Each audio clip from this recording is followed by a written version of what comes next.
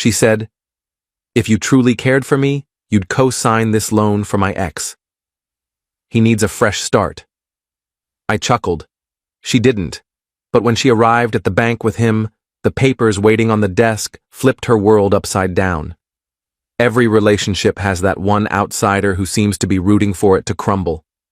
For me, that was my girlfriend's ex, Ryan. He wasn't so much a person as a walking, talking financial disaster, yet my girlfriend, Ava, saw him as a hidden gem. For 4 years, I believed Ava and I were constructing something unbreakable. We lived in my loft, which I'd purchased with my first real earnings. We were partners, or so I thought. She was a brand strategist, sharp and magnetic, and we were aligned on our future. We had a shared savings account for a future home, discussed marriage, kids. The plan was solid. I wasn't supporting her. We were forging the path together. But every investment portfolio has that one risky, sentimental holding you keep for emotional reasons. Ava's was Ryan.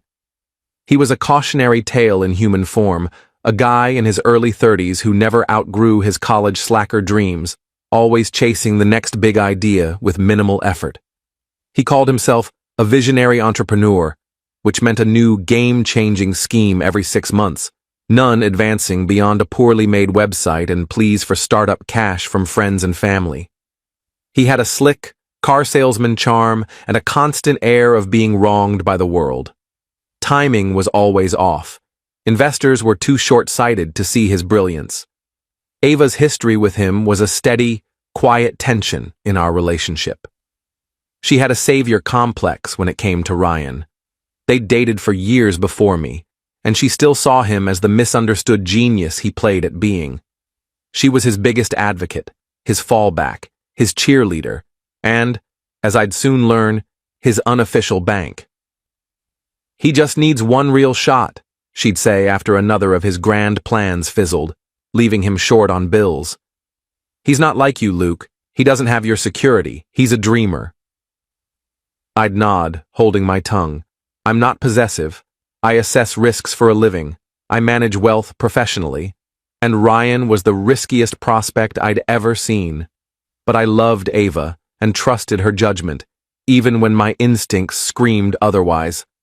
The breaking point came last month. Ryan had his masterpiece idea, an upscale, organic, farm-to-fork food cart. It was naturally going to transform the food industry. He had a name, a logo, and a vague plan to sell gourmet wraps. All he needed was a $100,000 loan to buy the cart and launch. Unsurprisingly, every bank in town turned him away. His credit was a mess, he had no collateral, and his business plan was scribbled on a cocktail napkin. So he turned to his lifeline, Ava. And Ava came to me. She sat me down on the sofa, her face a picture of earnest concern. She pitched Ryan's dream, calling it his one true chance. Then came the ask. "He just needs a co-signer, Luke," she said, eyes wide and pleading. "To get him started. The bank said with a solid co-signer, the loan's a done deal." I waited for the catch. There wasn't one. "You want me," I said slowly, "to co-sign a $100,000 loan for your ex, a guy who's never managed anything successfully?"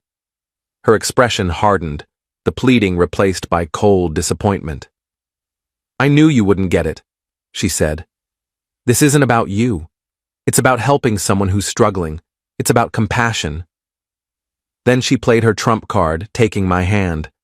"If you truly cared for me," she said, voice low and grave, "you'd do this. You'd co-sign this loan for my ex. He needs a fresh start. It's a test of your commitment to me, to what matters to me." I stared at her. A test. She was asking me to risk financial ruin to back the delusion of a proven failure, framing it as proof of my love. I did something she didn't expect. I chuckled.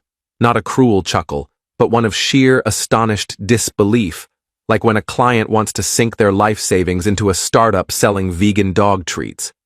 It was the chuckle of a professional facing the worst investment pitch of his career. She didn't laugh. Her face stiffened with fury. "I'm serious, Luke." "I know," I said, my chuckle fading to a cool, professional calm. And that's the scary part. I saw the fight coming, tears, accusations of being heartless. I didn't want that fight. You don't argue with a bad investment. You cut it loose. And I saw a way to do it cleanly, efficiently, with a sharp lesson in consequences. Okay, I said, my tone shifting to calculated consideration. I'll do it. Her anger melted into stunned, victorious relief. You will? I will, I said, on one condition. I don't sign anything without due diligence. That's how I work. All three of us, you, me, Ryan, will go to my bank. We'll meet my loan advisor, Diane, who's managed my accounts for a decade. We'll review Ryan's business plan, go over the numbers. If she says it's a sound investment with manageable risk, I'll sign right there. She was overjoyed, wrapping her arms around me, calling me the best man alive. She saw this as a formality, a small hurdle to clear for her win. She didn't know I wasn't agreeing to a loan. I was orchestrating a restructuring of our entire relationship. She called Ryan right away, her voice brimming with excitement. He was elated, of course. They were a team, celebrating their triumph over the practical, cautious guy who'd finally seen reason. They thought they'd secured funding. They didn't realize they were about to face a financial reckoning. The week before the bank meeting was a display of hubris. Ava was radiant, treating me with a patronizing warmth. She was the dreamer who'd tamed her rigid, narrow-minded partner. Ryan was worse. He called me, first time ever, to thank me. Hey man, just want to say, I really appreciate you stepping up, he said, voice dripping with fake sincerity. Ava always said you're solid deep down. Guess you just needed a nudge to see the vision. I told him I was eager to review his business plan. I spent that week preparing. I didn't need to dig deep on Ryan. His track record was a public ledger of flops. But I audited my own finances, focusing on the slow, steady drain over the past 2 years. Ava was clever. She never asked for big sums, just small requests. Can you cover my phone bill this month? I'm short. My card's maxed. Can you grab these groceries? Ryan needs $500 for his car repair. I'll pay you back soon. She never did.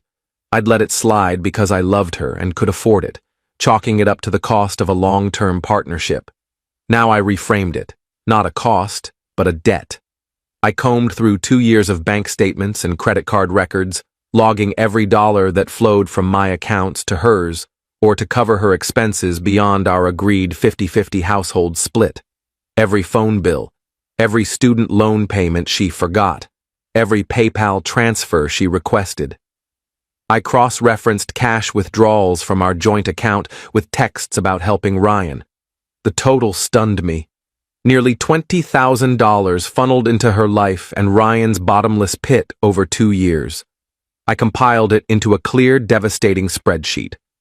Then I had my attorney draft 2 documents, a formal loan agreement, converting the $20,000 into a legally binding debt from Ava to me with standard interest, due upon the end of our domestic partnership, and a dissolution of that partnership. The meeting day arrived. I met Ava and Ryan in the bank's lobby. They radiated smug confidence. Ryan wore a new blazer, likely bought with Ava's last credit scraps. He carried a slim folder, supposedly his business plan. Ava squeezed my hand. "You're doing something amazing, Luke," she whispered. We were ushered into a sleek, glass-walled meeting room. My loan advisor, Diane, was waiting. Diane, in her 60s, has a sharp, no-frills demeanor and an eye for spotting shady deals from a mile away. I'd briefed her the day before. She wasn't just my advisor today. She was my ally. We sat down. Ryan, with a dramatic gesture, slid his folder to Diane. "I think you'll find it's a groundbreaking opportunity," he said. Diane didn't touch it, pushing it aside. "We'll get to that," she said, voice crisp. "First, we have a prior financial issue to resolve. My duty is to my client, Mr. Carter. Before advising him on a major new liability, like co-signing a $100,000 high-risk loan, we must address his current liabilities and exposure. She turned to me. Luke, the documents? I placed a thick, bound folder on the table. I slid one copy to Ava, another to Ryan. What's this? Ava asked, her smile wavering. That, I said, is our due diligence. Open it. She opened the folder. The first page was the spreadsheet, $20,000 of her life, detailed in stark columns of dates, amounts, and purposes. I watched her face pale as she scanned it. Ryan leaned over, his smug look turning to confused anger. What is this? This is personal. No, I said. It's my financial record and it's why we're here. Before I co-sign a loan for you, Ryan, I need my own finances in order. There's a significant unsecured debt on my books, a $20,000 loan I've effectively given my partner, who's been using it to fund you.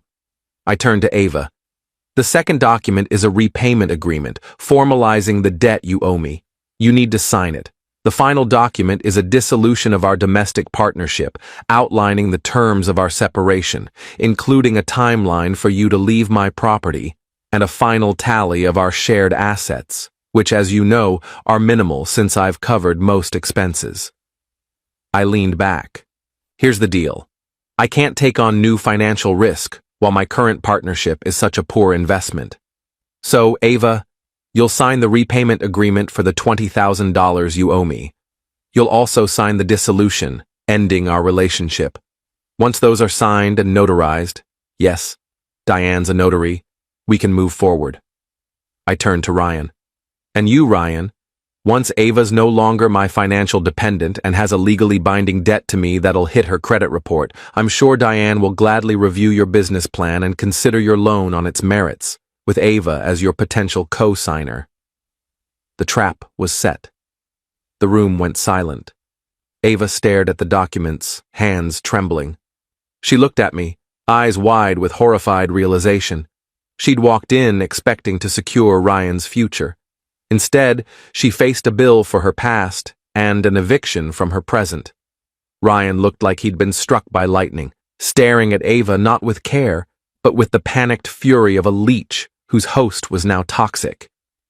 You can't do this, Ava whispered, tears forming. Diane spoke, her voice dry as sand. Actually, he can. These documents are entirely legal. Now, do you have a pen, or shall I provide one? The fallout was chaotic and deeply satisfying. Ava refused to sign at first. She and Ryan stormed out, but reality hit fast. She had no legal ground to stand on. The evidence was in my bank records. My attorney sent a follow-up letter stating that if she didn't sign, I'd pursue it in civil court, a public, costly process for her. A week later, signed, notarized copies arrived at my office via courier. She had to move out, naturally, and is now with her parents. The $20,000 debt is a formal judgment against her, tanking her credit. She'll be paying me back in small, court-ordered payments for years, each one a reminder of her choices. Her relationship with Ryan collapsed. Once he realized she was no longer a cash source but a liability, his affection evaporated. He's on his own now, his gourmet food cart dream deferred. I didn't do this out of malice. It was the only rational move. She offered me a terrible investment, all risk, no gain. So, I did what any smart wealth manager would. I cut losses, protected my assets, and exited a partnership doomed to fail. She wanted me to co-sign a loan to give him a fresh start. Instead, I made her sign one that's forcing her to rebuild. That's what I call a solid return on investment.